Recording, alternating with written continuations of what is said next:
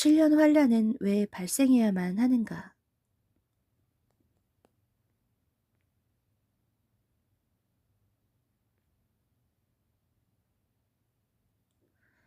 지금은 복음의 시대라 하면서 죄를 민감하게 여기지 않습니다. 그런데 그들의 주장과는 달리 7년 환란이 예고되어 있습니다. 7년 환란은 하나님의 심판입니다. 7년 환란은 왜 일어나는 것일까요? 그건 땅에 죄가 가득 찼기 때문입니다. 죄가 땅에 가득 차면 땅을 감찰하시는 하나님은 어떤 조치를 취하셔야만 합니다. 그렇게 하지 않으면 땅이 너무 더러워지기 때문입니다. 7년은 정의와 공의가 실행되는 때입니다. 하나님의 조치는 분명합니다. 노아 대홍수와 소돔처럼 싹 심판하는 것입니다. 하나님은 항상 죄에 대해서 심판하셨고 앞으로도 심판하실 것입니다. 하나님은 사람에게 죄의 자유통행권을 주지 않았습니다. 신약 시대라도 다르지 않다는 것은 7년 재앙이 신약 시대에 일어날 심판이기 때문입니다. 하나님께서는 죄를 처리하기 위해 독생자까지 죽게 하셨습니다. 죄에 대해 자유로워졌다고 말하는 것은 사탄의 함정입니다. 믿는 자라도 회개하지 않는다면 거룩한 나라에 들어가는 것을 허락받지 못할 것입니다. 인류의 종말 대환란도 다니엘과 스바냐처럼 많은 선지자들이 예언했습니다.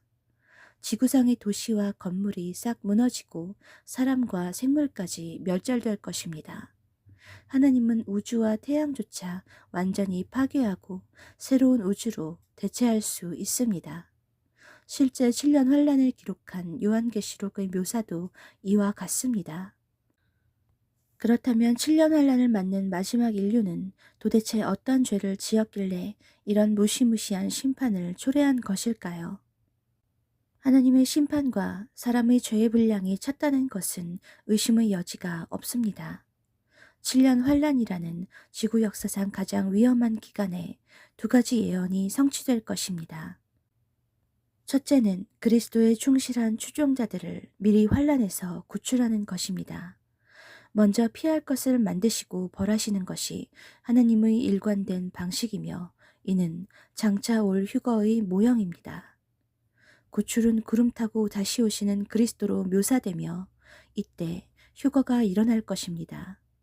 휴거는 안일하게 시간을 보냈던 사람들을 충격과 절망의 나락에 빠지게 만들 것입니다.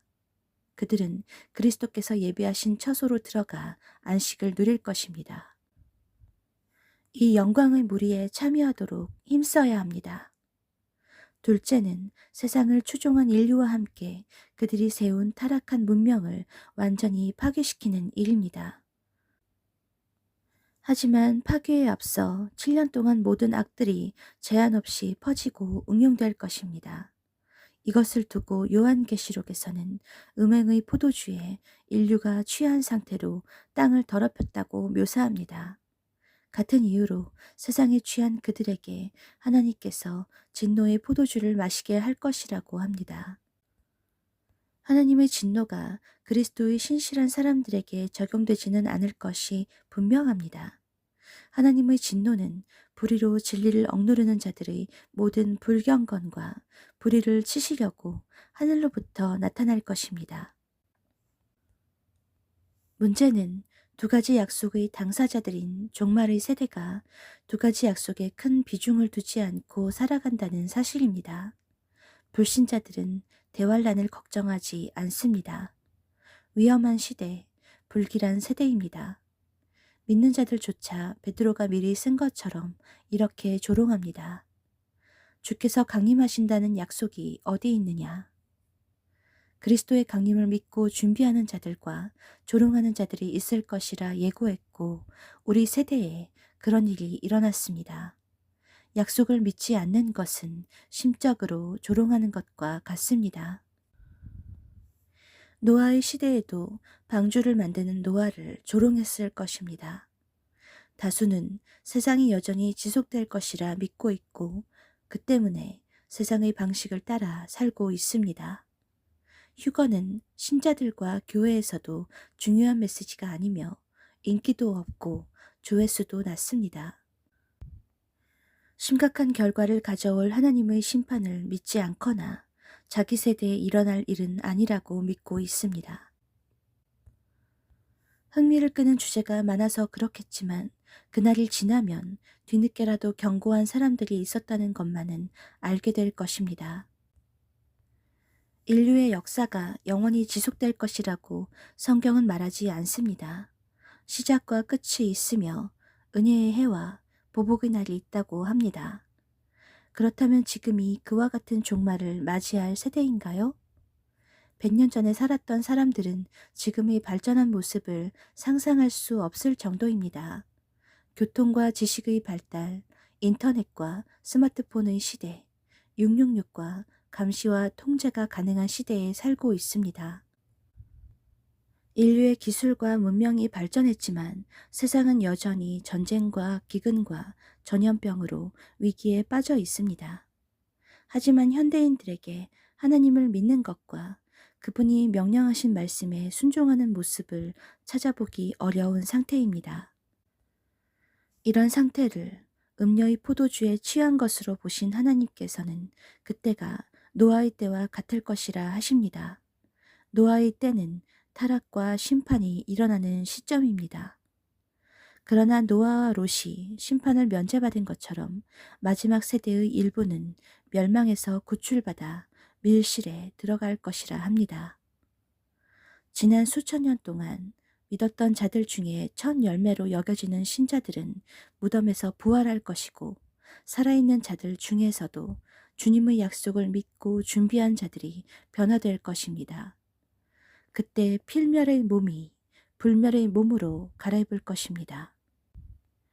변화된 몸은 병들거나 늙어가거나 피곤해지는 일이 없어질 것입니다. 그들이 환란 전에 부활하는 것은 어떤 임무가 있기 때문입니다. 그리스도께서 만왕의 왕으로 지상에 재림하실 때에 부활한 자들도 하늘의 군대로 참전할 것입니다.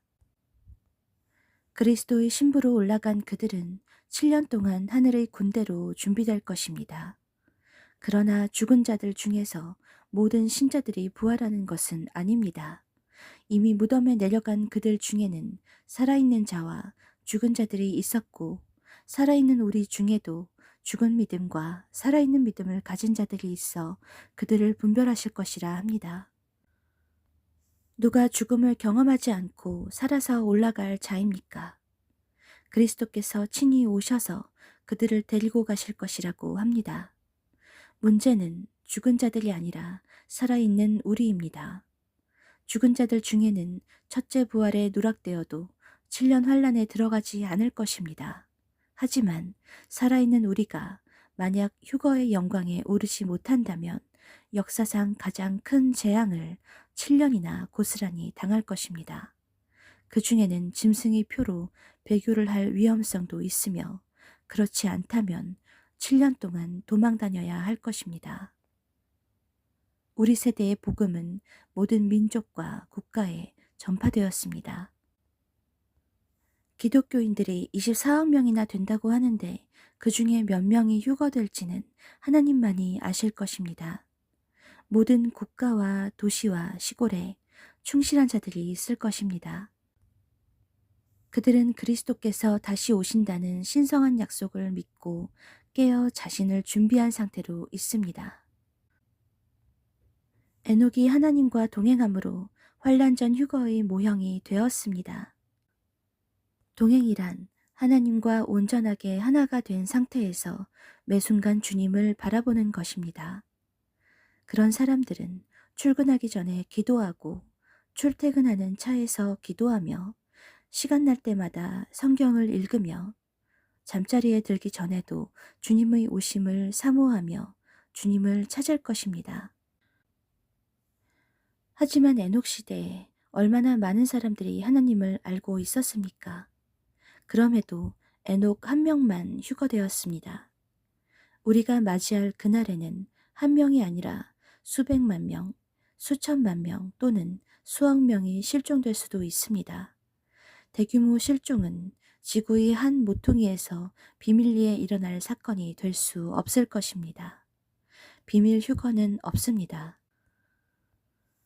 남은 자들은 7년간 하나님의 진노가 시작될 것이라는 지식은 있어서 두려움에 통곡할 것이라고 합니다.